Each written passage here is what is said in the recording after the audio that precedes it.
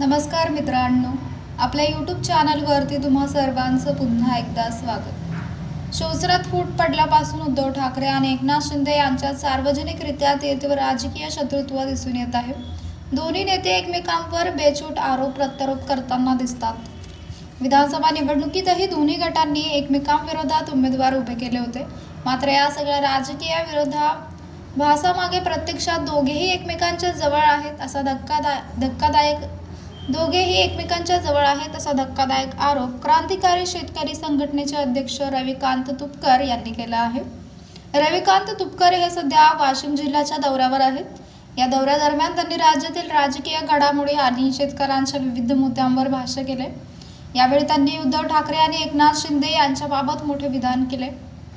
ते म्हणजे उद्धव ठाकरे आणि एकनाथ शिंदे एकमेकांशी कितीही भांडत असले तरी दिल्लीत एकाच ताटात काला करून खातात असा खळबळजनक आरोप रविकांत तुपकर यांनी वाशिम येथून केला।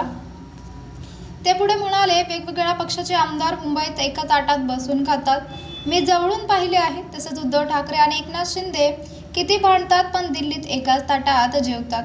हे वक्तव्य त्यांनी आडोळी येथे शेतकऱ्यांच्या कर्जमाफीच्या मागणीसाठी सुरू असलेल्या आंदोलनास्थळी दिले। गावातील शेतकऱ्यांनी गाव विक्रीला काढले आणि ठिय्या आंदोलन केले होते। हे आंदोलन सलग 11 दिवस चालल्यानंतरही प्रशासनाने दखल न घेतल्याने शेतकरी सतेशे इडोळे यांनी 11 एप्रिल पासून आमरण उपोषण सुरू केले होते।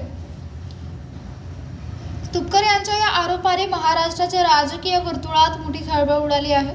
शिवसेना ठाकरे गट आणि शिवसेना शिंदे गट यांच्यातील सततच्या सार्वजनिक भांडणाच्या पार्श्वभूमीवर हे विधान अधिक चर्चेला जात आहे। सध्या राज्यात शेतकऱ्यांच्या विविध प्रश्नांवर आंदोलने सुरू असतात। राजकीय नेत्यांच्या द्वैत वर्तनाकडे लक्ष वेधण्याचा प्रयत्न रविकांत तुपकर यांनी केला आहे।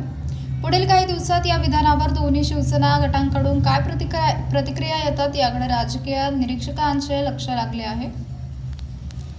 तर मित्रांनो, आपल्याला काय वाटतंय? आपली प्रतिक्रिया आम्हाला कमेंट बॉक्सच्या माध्यमातून नक्कीच कळवा।